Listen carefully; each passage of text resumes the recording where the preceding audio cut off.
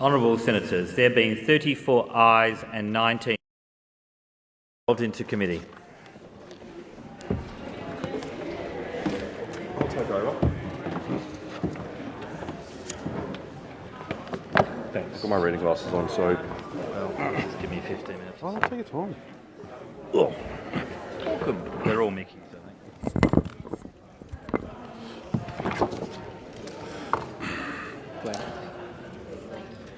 In the nicest possible way, if senators could leave the chamber if they're not participating in this debate.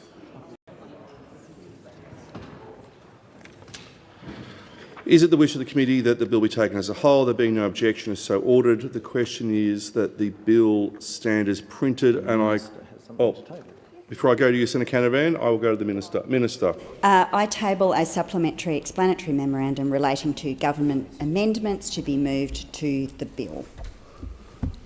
Excellent. To move the government amendment 1 to 8, sheet SY 115 by leave together. There being no objection to that is so moved. Minister. Keeping Australians safe online is a top priority for the Albanese government, and we are focused on positive solutions to issues of national concern, and the issues of harms to children and young people from social media is right up at the top of that list. So these amendments provide additional privacy-enhancing measures in Part 4A to the Online Safety Act 2021 Online Safety Act. Now, in practical terms, these amendments mean that no Australian will be forced to use government identification, including digital ID, for age assurance on social media. This will give Australians confidence regarding the impact of the social media minimum age obligation on their personal information. And it does this through supplementary amendments. The first is a new Section 63DA. This provides for the Minister for Communications to make legislative rules to exclude certain types of information being collected and used by platforms for the purposes of the minimum age obligation. A breach of this provision gives rise to significant penalties. The rule-making power enhances the privacy of users and their information. It gives the Minister the discretion to prohibit the collection of specified kinds of information subject to advice from both the E-Safety Commissioner and Information Commissioner. This is an important change and will ensure the legislation continues to meet community expectations as technology evolves. Now, this is complemented by a new Section 63DB. This new section provides that platforms must not collect identification issued by government or require the use of an accredited service within the meaning of Section 9 of the Digital ID Act 2024 as the only means of age assurance to comply with the minimum age obligation. To promote user choice and an inclusive set of assurance options, age-restricted social media platforms will only be able to use government-issued identification or accredited services under the Digital ID Act 2024 information or material if other alternative age assurance methods have been provided to users. Additionally, the bill expands on Australia's privacy framework by giving the Information Commissioner oversight over the privacy-related aspects of the minimum age obligation. The Office of the Australian Information Commissioner is best placed to ensure that privacy provisions are administered consistently and robustly. Finally, any breaches of these proposed amendments give rise to significant penalties. A maximum of 30,000 civil penalty units, currently equivalent to $9.9 million, or 150,000 penalty units, currently equivalent to $49.5 million if the provider is a body corporate. The penalty amounts are intentionally large. This reflects the important privacy implications of the provisions. It also sends a strong signal to social media platforms: treat Australians' privacy seriously. Now, Australia has consistently paved the way in global online safety. These supplementary amendments will strengthen the already robust and strong privacy arrangements included in the original bill. Thank you, Minister. Senator Henderson. Thank you very much, Chair. The Coalition supports these amendments. We are pleased to say we have been involved in constructive negotiations with the government to strengthen the bill. One of the major issues we sought changes on related to privacy. This is a very important issue, and we provided the proposed changes to the government, which of course have now been incorporated into this amendment. We are very pleased that the government has accepted our changes, which, as I say, are reflected in the government's amendments. The new provisions make it clear that people cannot be compelled to provide digital ID or government-issued identity documents such as driver's licences or passports under this legislation. This has now, due to the hard work of the Coalition, this has now been explicitly prohibited. There was a second important change as well regarding strengthening ministerial oversight. Following our negotiations with the government, changes will be made so that the Communications Minister will be able to make rules specifying information which social media platforms are not able to collect in order to comply with the legislation. What this means is that this will enable the Minister to make rules to ensure that guidelines issued under the legislation are appropriate and proportionate to the objectives of the law.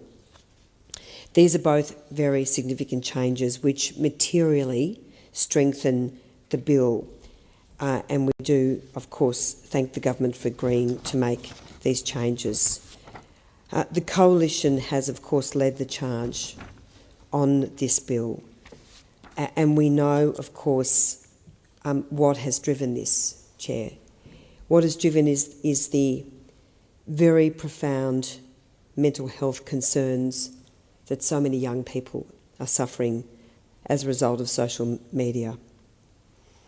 We know there is widespread concern and evidence about the severe mental health impact of social media on children. We've seen very disturbing global trends in youth mental health since the rise of social media, especially for girls. According to the Australian Institute of Health and Welfare, there has been a more than threefold increase in the rate of intentional self-harm hospitalisations for girls under 14 from 2008-9 through to 2022-23. In recent years, there have also been very large increases in the rate of mental health issues amongst children and young people. As a 2022 independent report on self-harm commissioned by Australia's Therapeutic Goods Association noted, there have been very large increases in all intentional self-poisonings in older children, adolescents worldwide over the recent decade. We know, and particularly for the parents of the children who have tragically taken their own lives, we know that passing this bill right now is absolutely critical. Order. Order. I want to just, I do have a question for you, Minister, but I just want to reflect on the bravery of parents who've spoken out about the importance of this bill. Parents like Matt and Kelly Howard, the parents of Charlotte O'Brien, with whom I met a couple of weeks ago. When I met with them, all I could say was there are no words after the tragedy that they have suffered. Charlotte took her life in September after suffering systemic bullying, in part caused by social media. And her message to her mum and dad was that she wanted them to raise awareness about what she had endured, and she wanted to see change. And I cannot tell you how humbling it is to meet with parents like Matt and Kelly and listen to their story and listen to their mission. And as I say, I think it is absolutely incumbent on this parliament to do the right thing.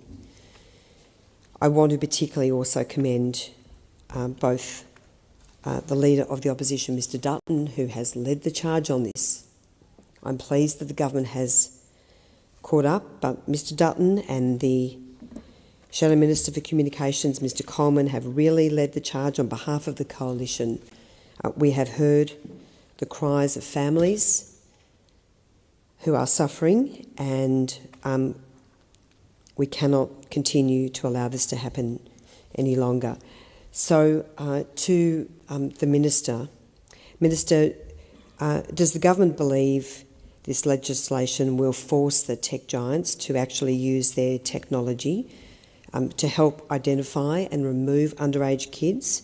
We're very cognisant, of course, that TikTok removed 76 million underage children from their platform around the world. 1 million young Australians are here in Australia, of course. And so could you just provide the confirmation in relation to that, please? Thanks. Minister. Thank you, Senator Henderson, and I should indicate that the government has been grateful for the willingness of the opposition to constructively engage in some of the ways that we might improve this bill. We have similarly been grateful to those senators who participated in the Senate inquiry, and many of them are here in the chamber this evening, and we're grateful too for the many Australians who have spoken out about this issue, either in the context of the Senate's inquiries or in the broader public debate. Senator Henderson, you spoke about some of the harms that you've observed in your interactions with families and with parents. And I think for many of us, this is a common experience in our interactions with parents and also with teachers, because parents are deeply distressed about some of the material that their children are exposed to online. They are uncertain about how to navigate the peer pressure that children experience from their friends and peers at school and at sport to be in these social media environments, and they are looking for support from government to help them navigate these questions. These were not questions, and I think it's safe to betray my age here. These were not questions that were relevant questions when I was growing up. These were not relevant questions. There were other difficult questions for me to navigate as a young person, but this was not one of them. And parents, I think, are finding it very difficult. In my home state of New South Wales, the ban on mobile phones in schools has made a significant difference to the behaviour of children in schools and the way that children socially are interacting at school. It is clear that while technology has brought really significant benefits, it's also bringing non-trivial harms for children as well. We are confident that there are technological solutions available to us, Senator. You cited the example of TikTok. It's been much canvassed. That platform was able to identify by their own public statements a very large number of underage users on their platform and remove them. That did not require access to government documentation. It was based on information already available to that platform. The amendment that we are presently considering is actually based on that foundational understanding of the state of the technology.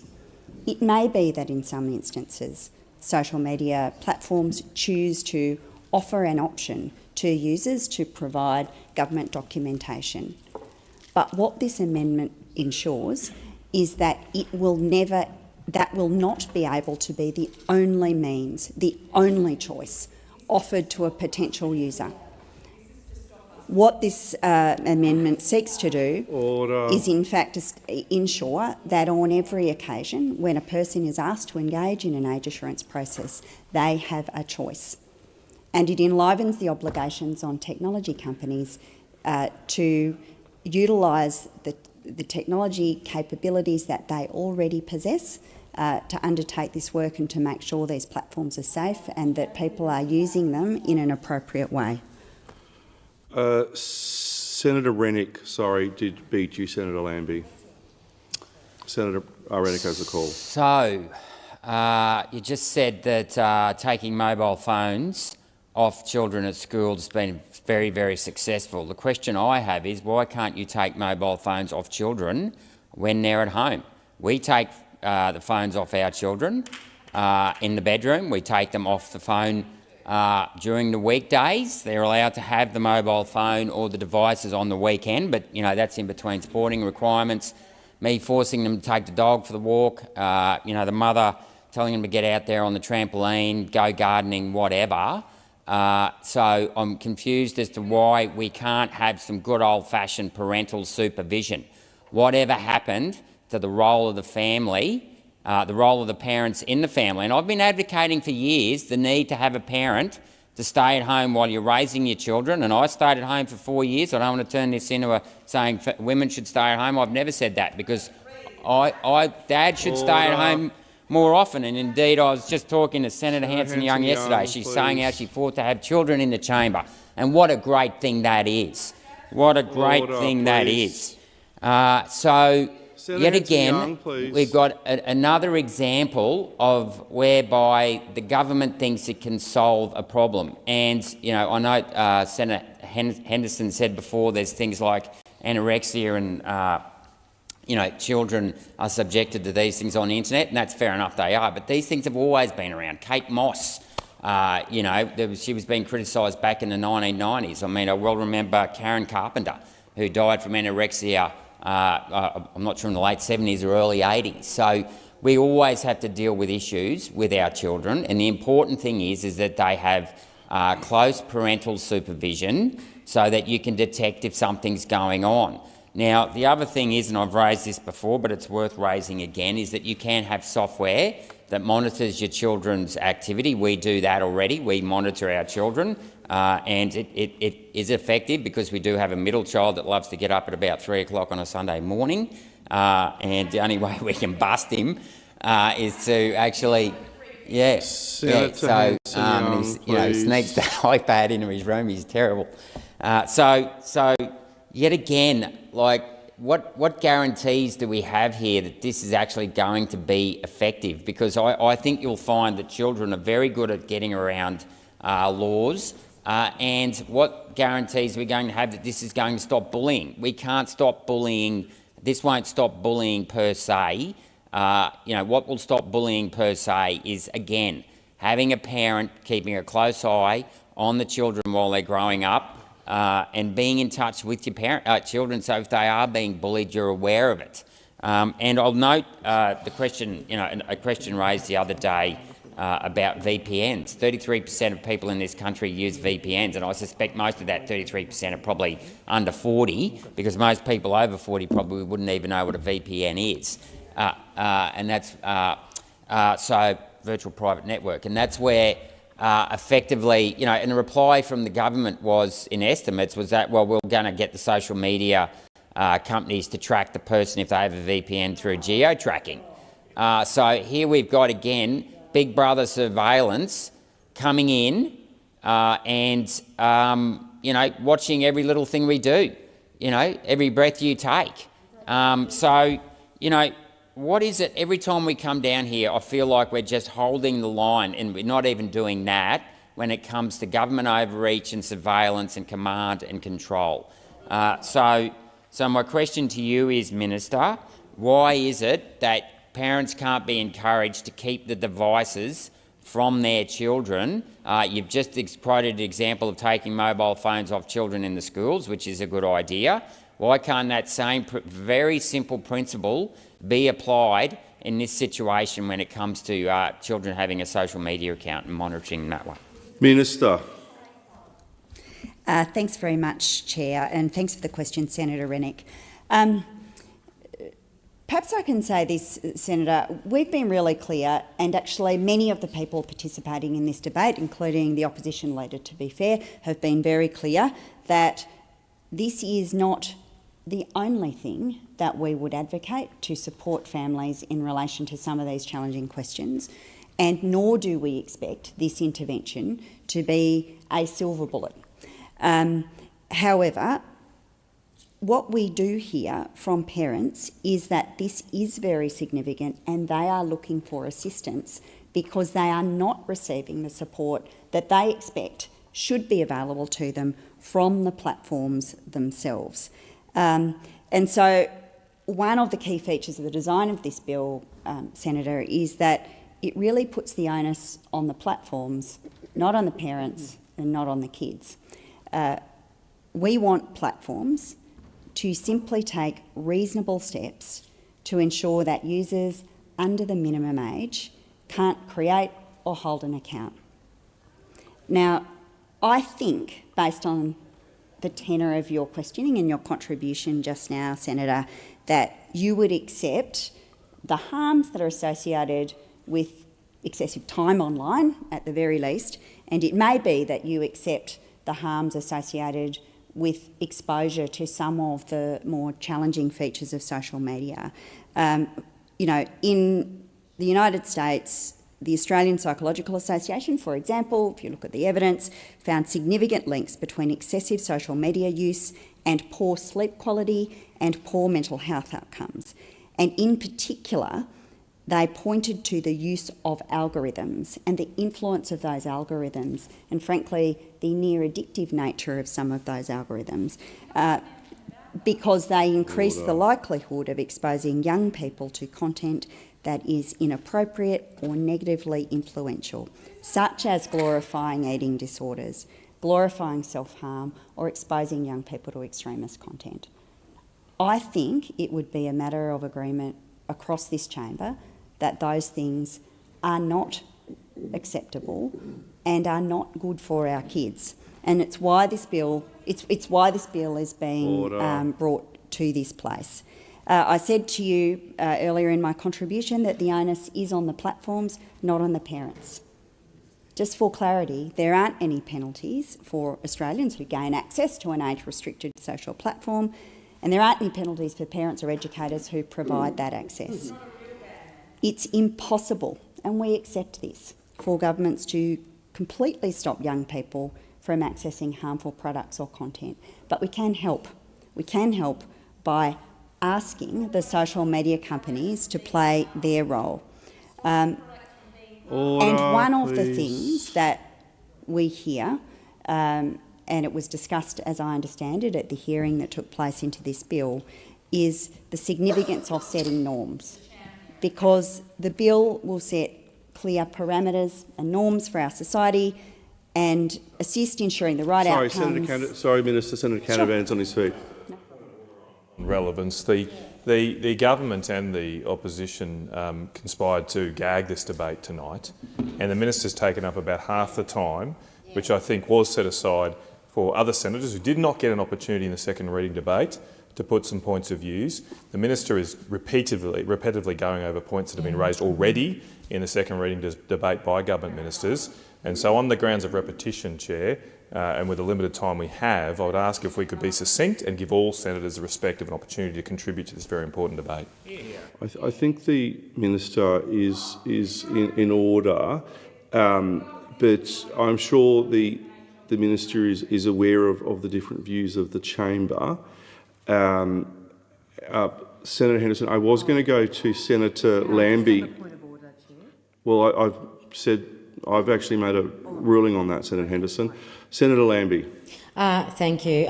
Minister, I just wanted to know what algorithm changes have you told the social media companies to make? What algorithm changes have you told them to make? Minister. Thanks for the question, Senator Lambie. And as I indicated in my response to Senator Rennick, we are not asserting that this bill represents all of the work that is needed to engage. And one of the things that Minister Rowland has been very clear about is that she intends to legislate a duty of care. And that goes to some of those questions around safety by design and the way that the algorithms work, not just to affect, frankly, users under 16, but to affect all users of platforms of this kind. That's work that she has indicated she intends to undertake. But this is also important, Senator. Can I just indicate to Senator Canavan who made a set of points about his desire, I imagine, and his expectation that other senators wish to contribute. That's perfectly fine, and I'm happy to try and keep my remarks as brief as possible. I was just now seeking to answer the question put to me by Senator Rennick. If senators direct questions to me, I do intend to answer them. I understand that sometimes in committee stage senators wish to make a more general contribution, and it's fine as well. Senator Lambie, and then I'll come to you, Senator Roberts. So there's no duty of care so far because this doesn't enact until 12 months. So we haven't worked out what the duty of care is. We haven't worked out what the rules are. So what about the data? Have you told them to destroy our data as soon as they receive it, the social media companies, or you haven't actually made that rule yet either?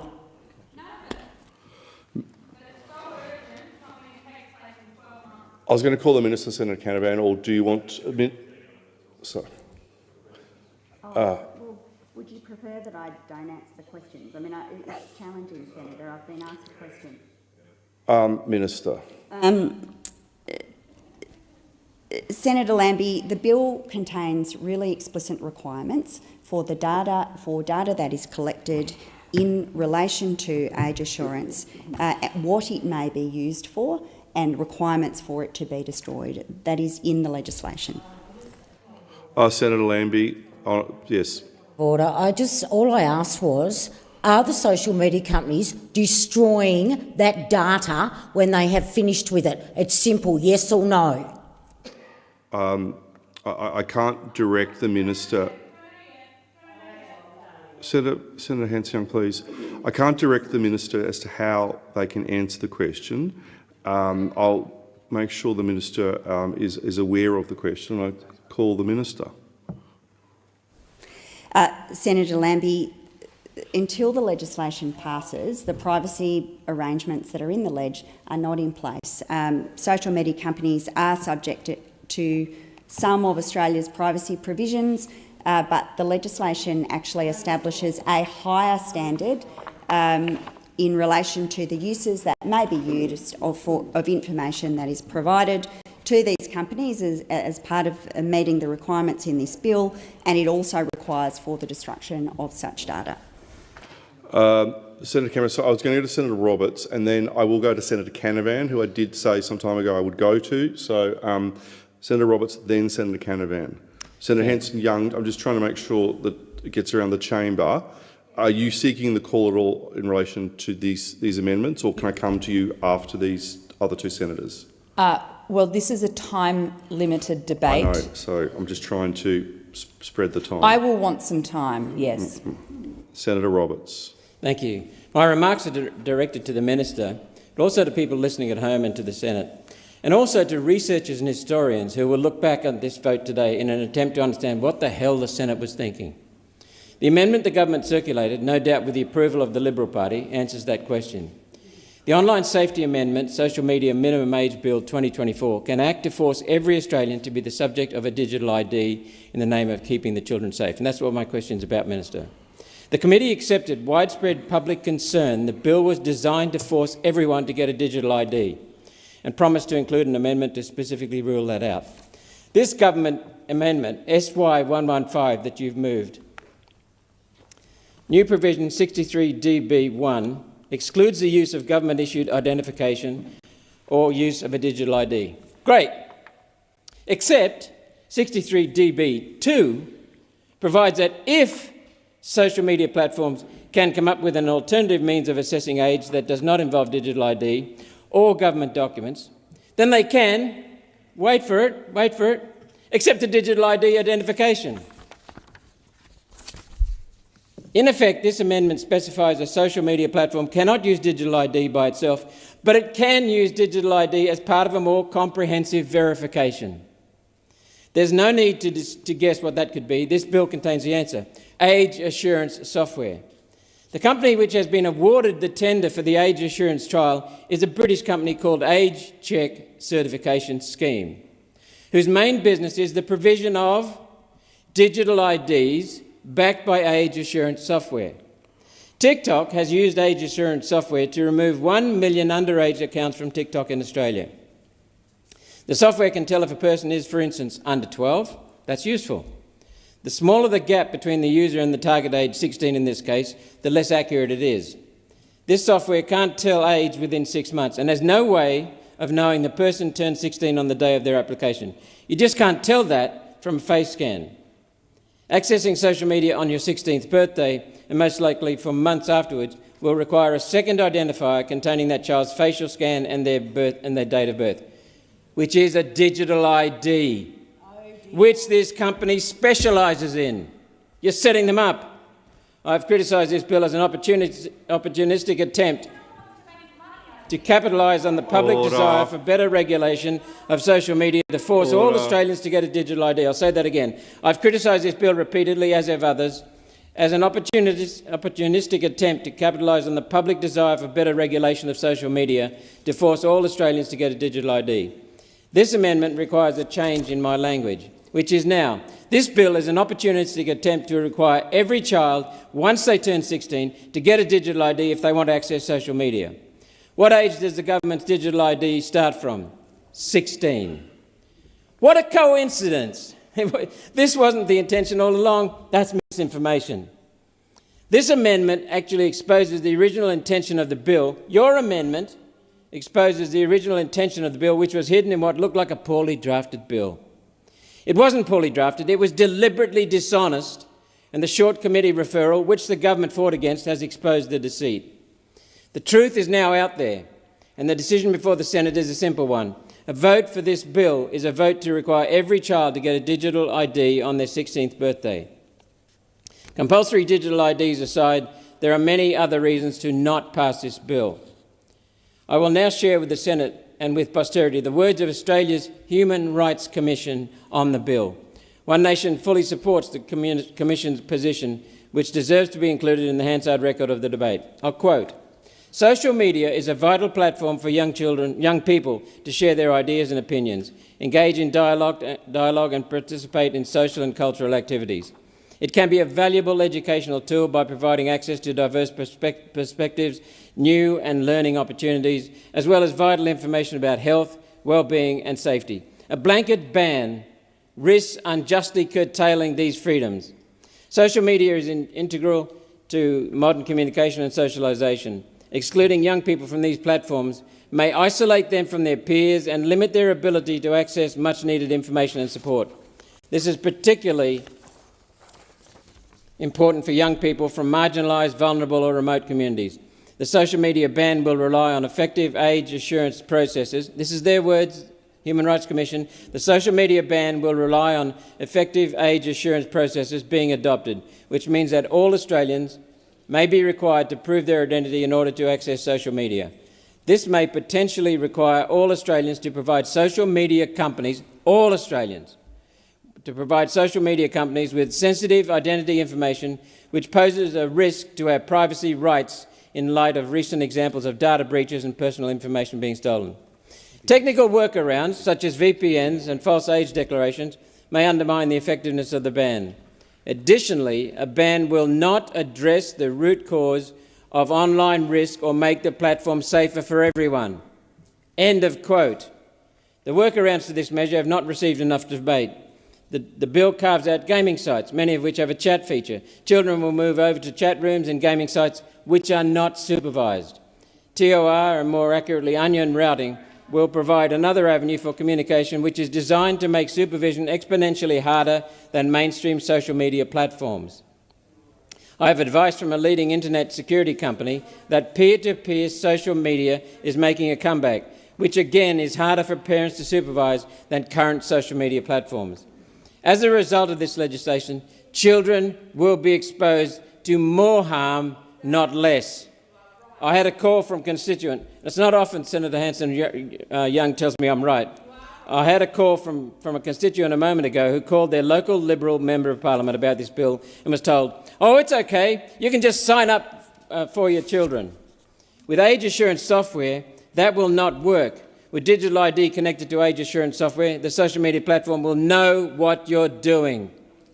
Don't be telling people it's nothing, you can defeat it. You can still talk to Grandad on Facebook. You won't be able to. Children may be able to use VPNs, virtual private networks, and the new PPNs, personal private networks to appear to be in another country. That really won't work either. The keystroke logging that accompanies the age assurance software will assume someone pretending to be in Canada but interacting with Australian accounts is probably using a VPN. Minister, why did you say that this won't lead to digital ID, but your amendment says exactly that? Minister.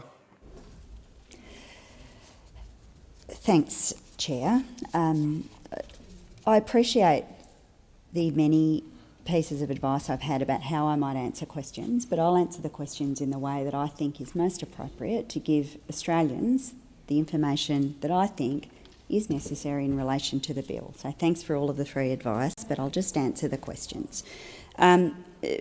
Senator Roberts, I think, foundationally misunderstands the amendment that's before him.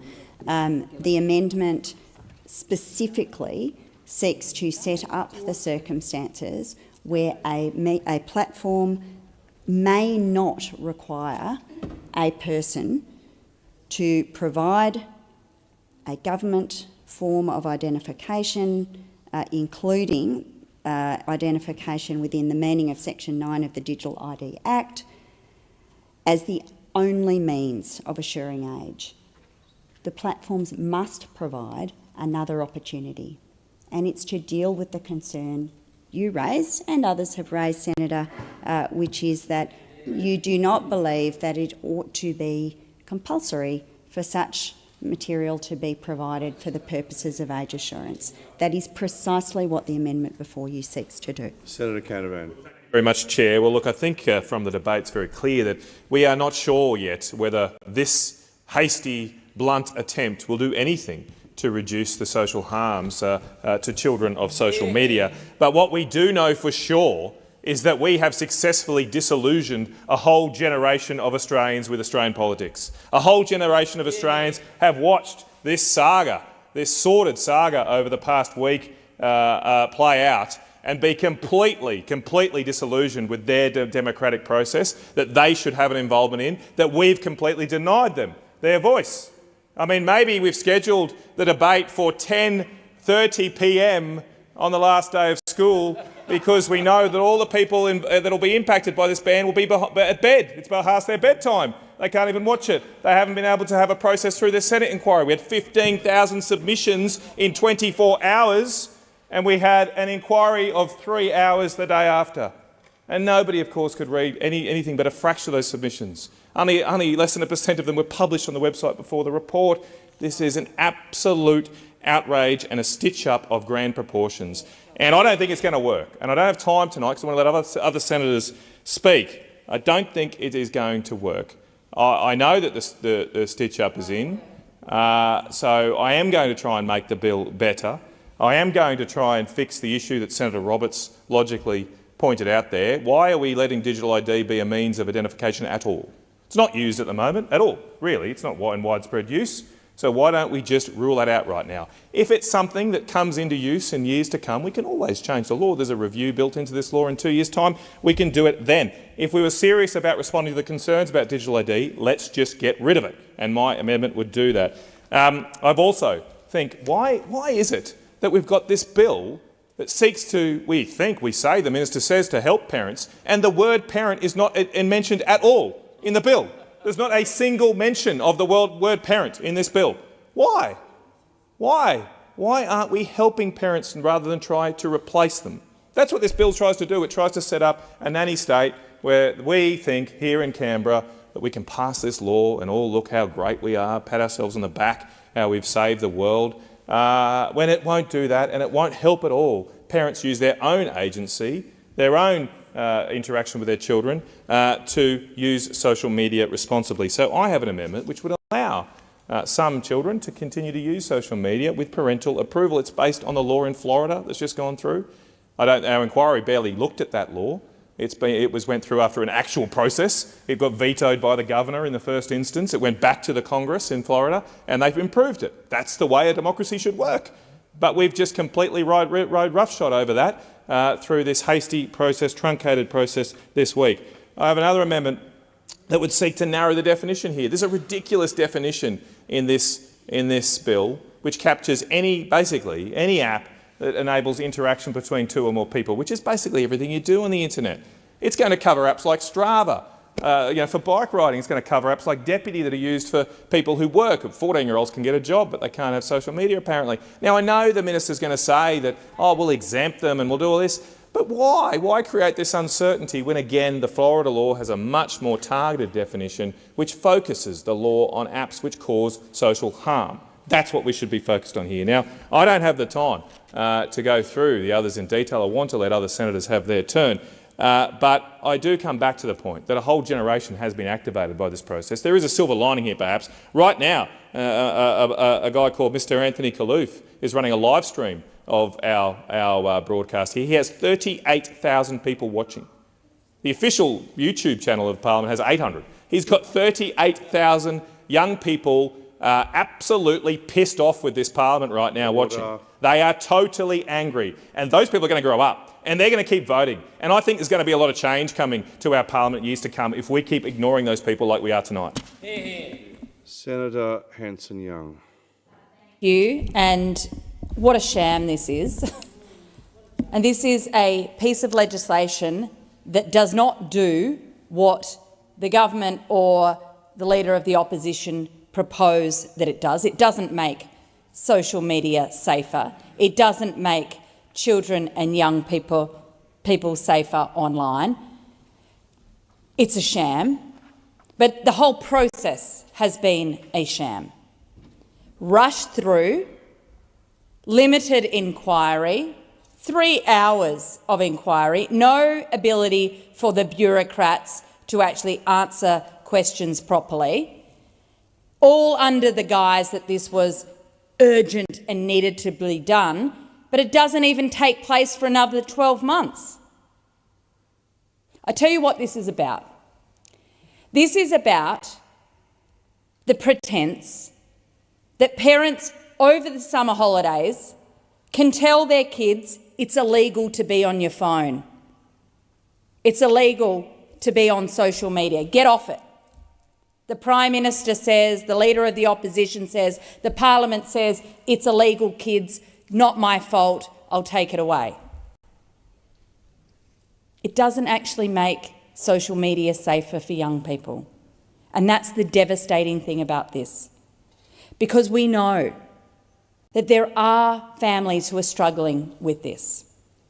We know there are young people who are struggling with their body image, their connection with their community, their peers. Young people who are finding themselves addicted to these dangerous algorithms. But this bill doesn't do any of that. This bill does none of that. All this bill does is gives the government and Peter Dutton the illusion, the fig leaf, to pretend that they've given parents some certainty. That you can say, look, kids, it's illegal. This is a rubbish bill. It has no substance, and it doesn't even take place for another 12 months. This bill is so weak, is such a veneer. It's to make old people, oldies, adults, feel like they've done something. It's a false sense of security.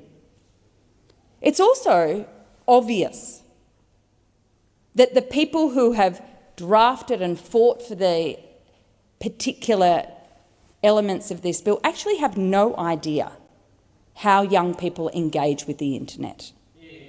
Absolutely no idea. I mean, it's almost embarrassing. I mean, this is boomers trying to tell young people how the internet should work. That's what this bill is. Boomers trying to tell teenagers and young people how the internet should work, to make themselves feel better.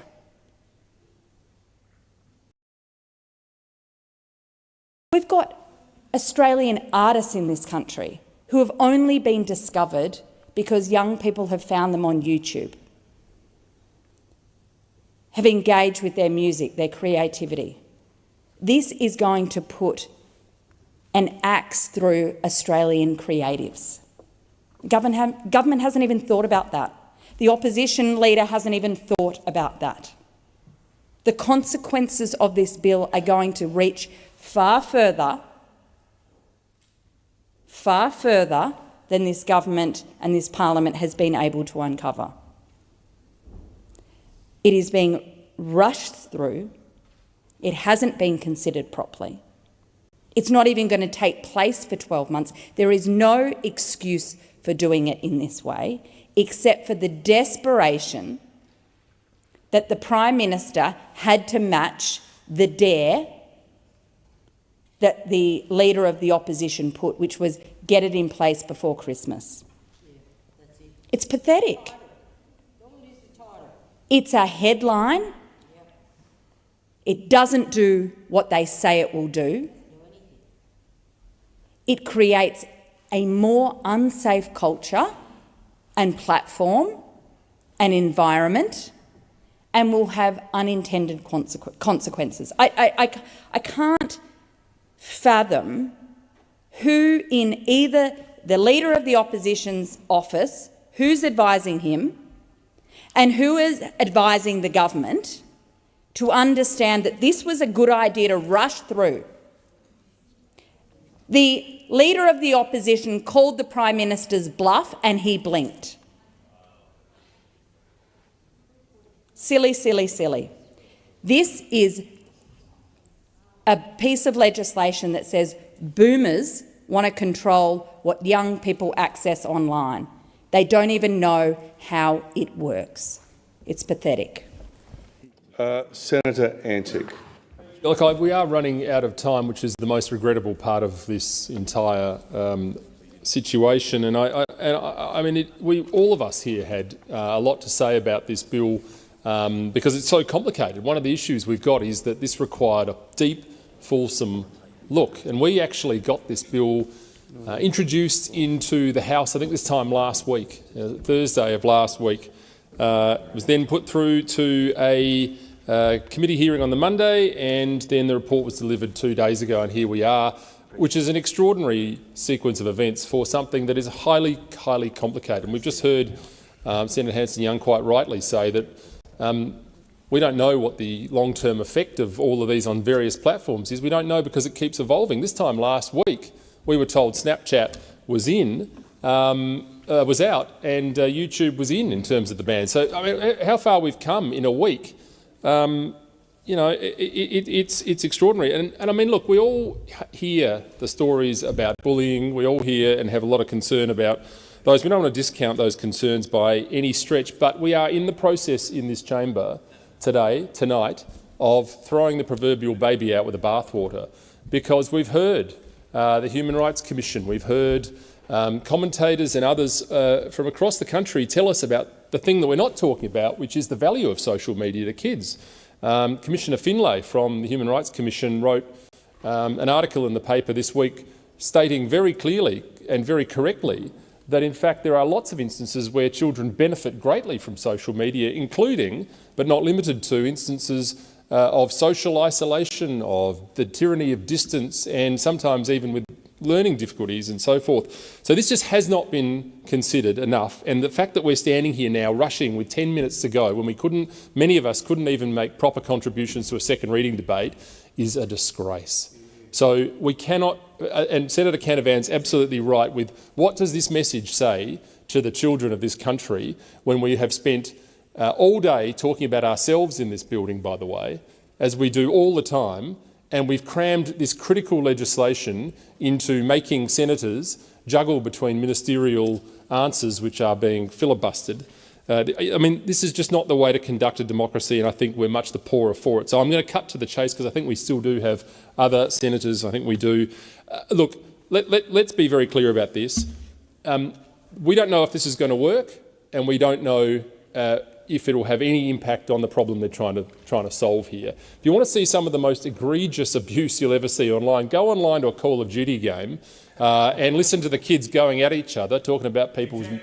It's exempt, quite right, it's exempt. So who's thought of that one, Minister?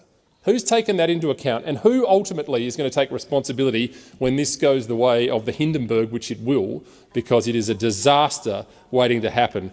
The Prime Minister and the Minister for Communications have boasted that the passing of this bill will make Australia a world leader in online safety. Well, they're wrong, because if this bill passes, we won't be leading the world in online safety. We'll be leading ourselves and those naive enough to follow us down the road to further digital authoritarianism, as outlined by Senator Roberts today. My fear is that when we finish tonight, we will have put another brick in the wall of a social credit-style system in this country and let everybody look back on tonight as a night of shame.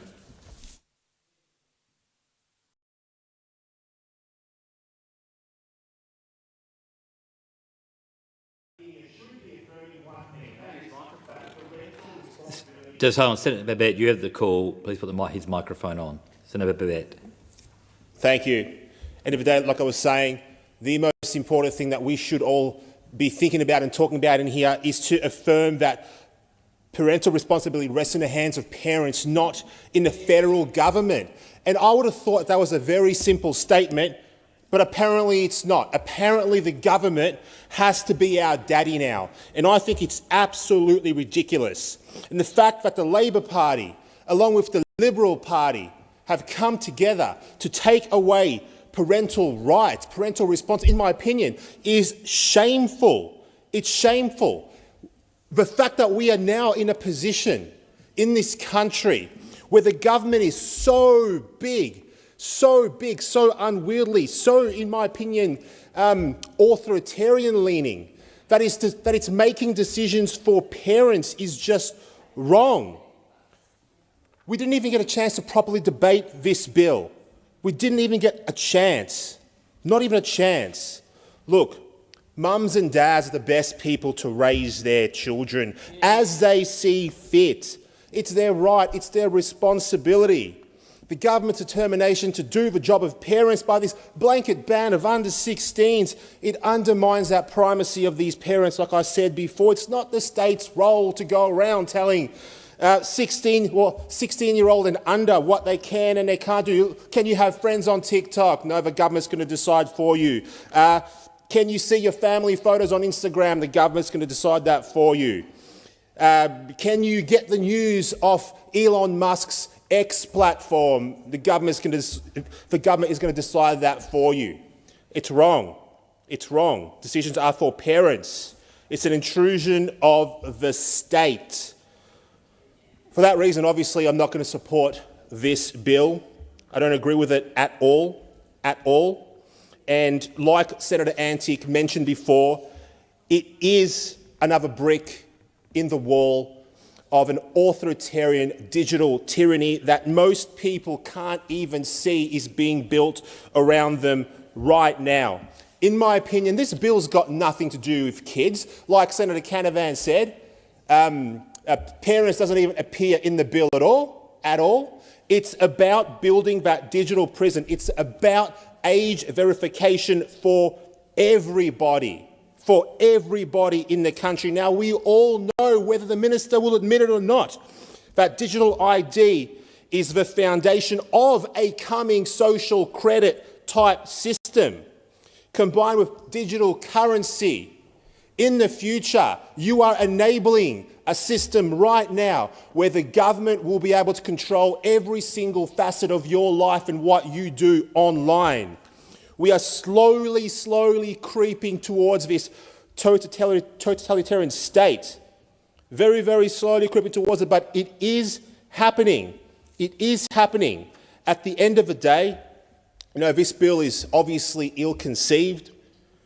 We're spending money on this. We're going to spend time on this. It is going to be a failure of a bill. If you really wanted to protect kids, if you wanted to protect them, what you would say is, let's put some programs together where we can help parents, where we can teach parents, empower parents to make better decisions for their own children, because at the end of the day, parental responsibility rests with parents, not with the government. Even though you've all come together, or most of you have come together to rush this bill through, I want the record to show, I want history to show that Senator Ralph Babet from the United Australia Party was against this bill and he'll vote against it. 6 minutes, unless Senator Colbeck wished to speak. Senator Colbeck. Thank you, Deputy President. Thanks, Senator Canavan. I'll keep it quick because I know that you might have some more things that you want to say. If you want an example of how not to legislate something that is important and of moment to our community, have a look at this piece of legislation. Have a look at this piece of legislation. Arrived in the Parliament last Thursday, 4 hours into Senate inquiry on Monday night, and we're expected to pass it with effectively very little debate in this place. And quite frankly, the legislation deserved a proper parliamentary process, and this government shows its disrespect for the Parliament and also for the Australian community by trying to shove it through in the way that it has. As many across the chamber, and I'm surprised to see some of the coalition, if you like, that's opposing this legislation, have said, it really hasn't had the work that needs to be done. This is a genuinely important issue for our community. A genuinely important issue for our community. I don't diminish for a moment the pain and anguish that people have felt through the impact on their children and their families through online bullying. I don't diminish that for a moment. I feel it. I've been close to families who've seen it, as we most likely all have. But this is not the way to deal with this. This is not the way that a parliament properly deals with a matter of this moment. The concept of excluding a huge swathe of our community from a form of communication just does not sit well with me. Just does not sit well with me. Now, I respect my colleagues, I respect the arguments that are being made by those who want to do something, and clearly we should be doing something. But this is not the way to do it. This is not the way to do it. And in that circumstance, I cannot vote for this legislation. It should not be rammed through in the way that it is. This Parliament, it doesn't come into place until 2026, and so the government should do the Parliament and our community the respect of looking at this process properly so we can make sure we can come up with something that will work, will support our families and support our communities, and try and do something to mitigate the problems that are there. But I fear that this is not it. Senator Canavan. To ask a simple practical question of the Minister before we wrap this up. I've got a real-world example that's come to me of a child, 15-year-old child in a basketball team who communicates over Facebook Messenger with their coach and teammates. Will that person be able to continue to do that even if they have their parental approval once this legislation comes into effect? Minister. I'm advised that messaging and gaming are not intended to be covered by the purpose of the bill, and I have not finished speaking, in fact, Chair. Yeah, let her speak. Let her speak. And in the minutes available, I'll say this. I read this quote from a parent involved in the Safe on Social group, and she said this: "What I've seen in the past 12 months alone has made it impossible for me to remain on the sidelines. For every mother sobbing on the phone or emailing me because her child has been humiliated or manipulated, there's another parent in despair because they don't know how to stop the chaos. I can no longer ignore that what we've been doing simply isn't working. Education alone is not enough." Senator Canavan. Just to clarify, as I was trying to point out with a limited time, you need a Facebook account to use Facebook Messenger. So how will that work? Minister. Look, the advice that I have is that these carve-outs will be able to be effective in relation to messaging products.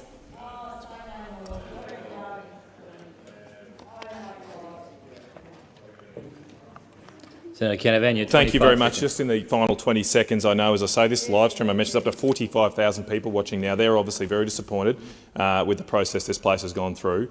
I think it's not the finest hour for our Senate to guillotine a debate of this nature, of this importance to so many Australians. There was no need for this rush. Absolutely no need for it.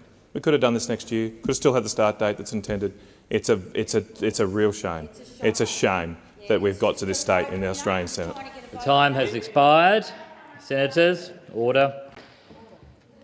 Senators, pursuant to the order agreed to earlier today, the time for consideration on the remaining stages of the bill. So we come to sheet SY115, in the name of the government. The question is that the government amendments on sheet SY115 be agreed to. Those to the question say aye. Against, no. The ayes have it. I will now deal with the amendments circulated by the Australian Greens. We're on sheet 3201. The question is that the Australian Greens amendments on sheet 3201 be agreed to. Those for the question say aye. Against, no. I think the noes have it. I will now deal with the amendments circulated by Senator David Pocock. This is sheets 3205, 3206 and 3207. The question is... Oh, yes. So different on 3205. Does any other senator want me to separate the questions? I'll be putting the two questions then. The first will be on 3205 and then a second question in relation to 3206 and 3207. I put the question that the Senator David Pocock amendments on sheet 3205 be agreed to. Those for the question say aye. Against, no. I think the noes have it. The division required? Ring the bells. It'll have to be for 4 minutes.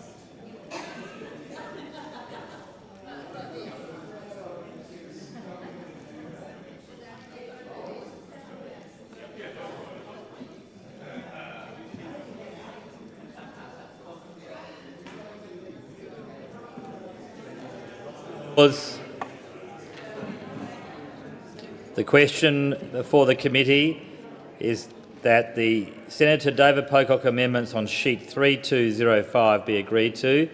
Those for the question pass to the right of the chair, noes to the left of the chair. I appoint Senator McKim as teller for the ayes and Senator Askew as teller for the noes.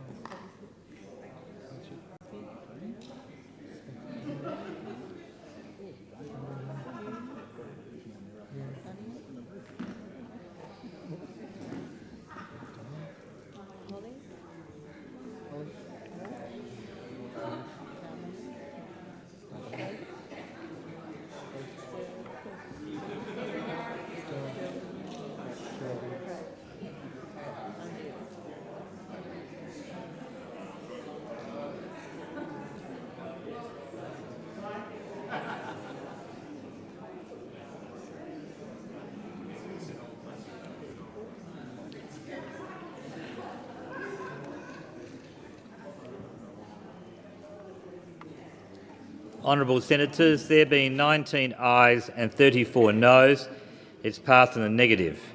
I'll now put the second question on Senator David Pocock's amendments.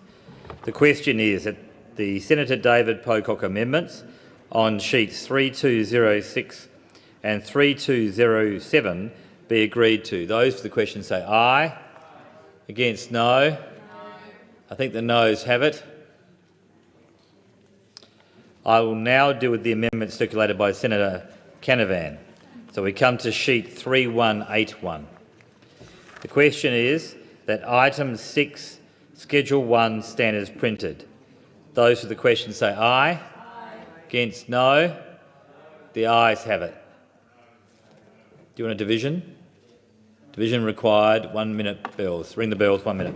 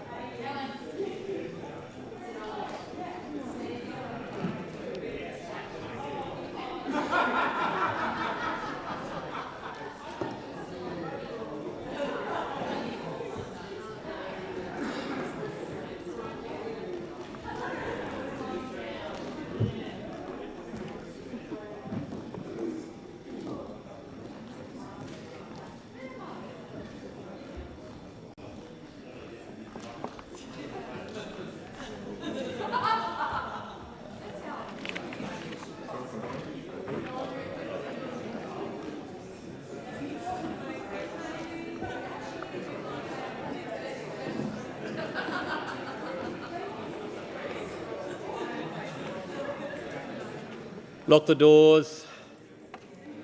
The question is that item 6 in Schedule 1 stand as printed. Those for the question pass to the right of the chair.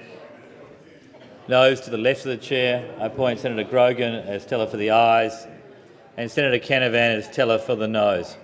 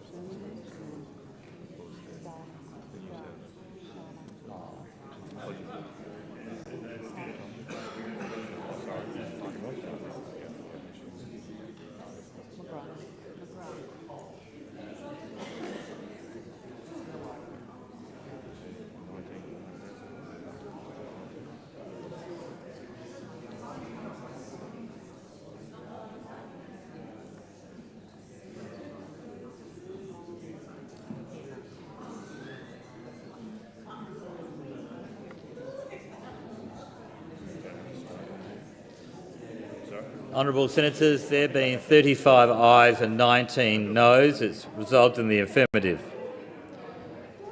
We now come to the question. Can I have some order to my right, please? The question is that the remaining Senator Canavan amendments on sheet 3181 and the amendments on sheets 3180, 3181, 3183, 3195, 3215 and 3261 be agreed to. Those for the question say aye. Against, no. The noes have it. Division required. Ring the bells. 1 minute.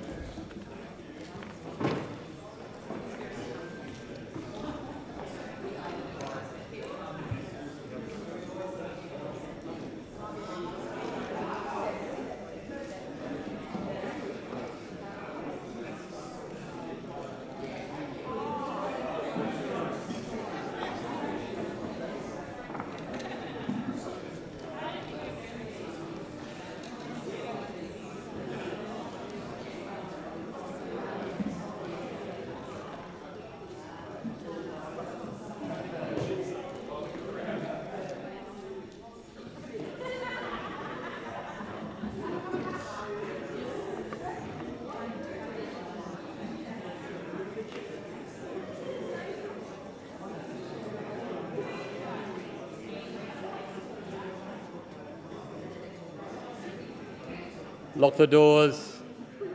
The question before the committee is that the remaining Senator Canavan amendments on sheet 3181 and the amendments on sheet 3180, 3181, 3183, 3195, 3215 and 3216 be agreed to. Those for the question pass to the right of the chair, noes to the left of the chair. I appoint Senator Canavan as teller for the ayes and Senator Askew as teller for the noes.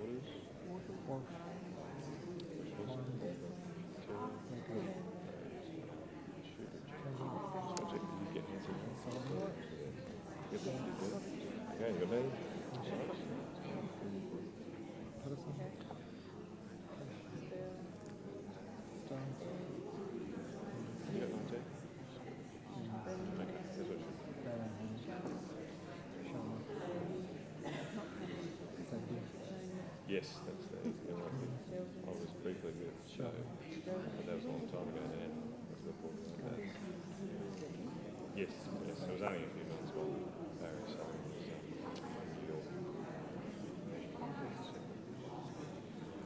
but I have a little time.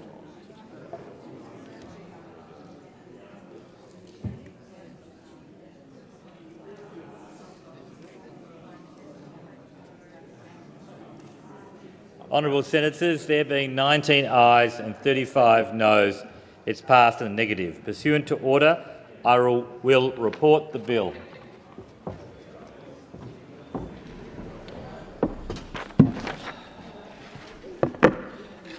Honourable Senators, the committee has considered the Online Safety Amendment Social Media Minimum Age Bill 2024 and agreed to it with amendments.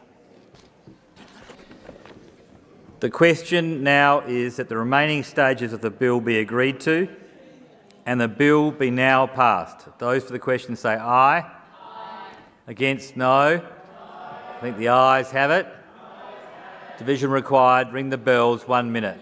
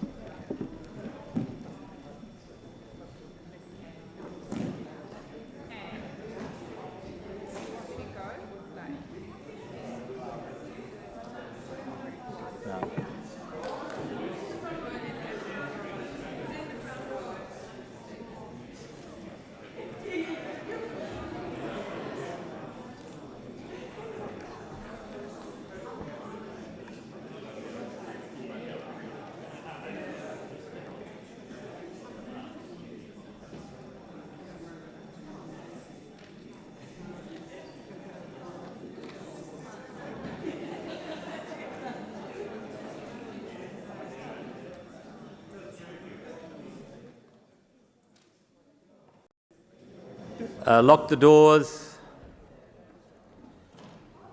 The question before the Senate is that the remaining stages of the bill be agreed to and the bill be now passed. Those for the question pass to the right of the chair, noes to the left.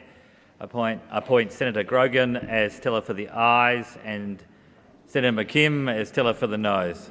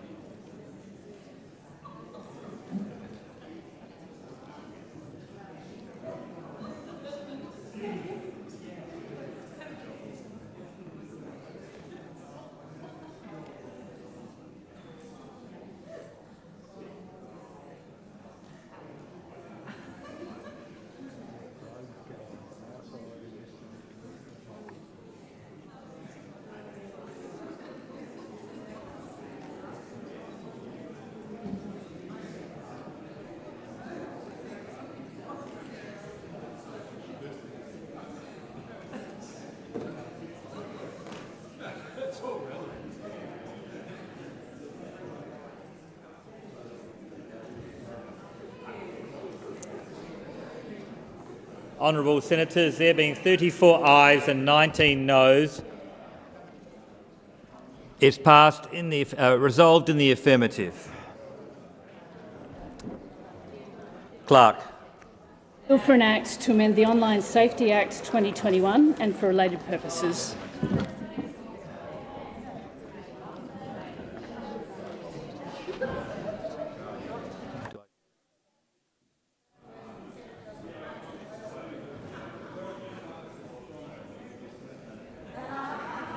Senator Grogan. Yep. Can I have some order, please? There's still some Senate proceedings to be undertaken. On behalf of the chairs of respective committees, I table reports and documents listed at item 16 on the dynamic red.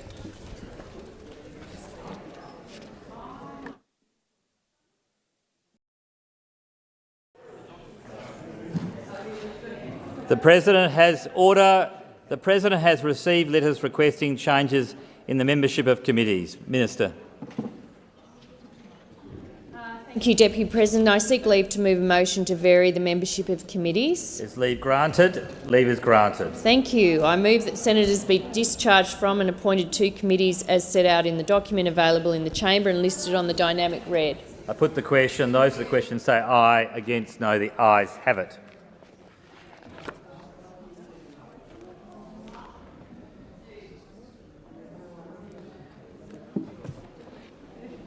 The President has received messages from the House of Representatives informing the Senate that the House has agreed to bills with amendments and returns a bill without amendments. The details will be published in the Senate journals. Minister. Thank you. I table a replacement explanatory statement for the National Anti-Corruption Commission Regulations 2023.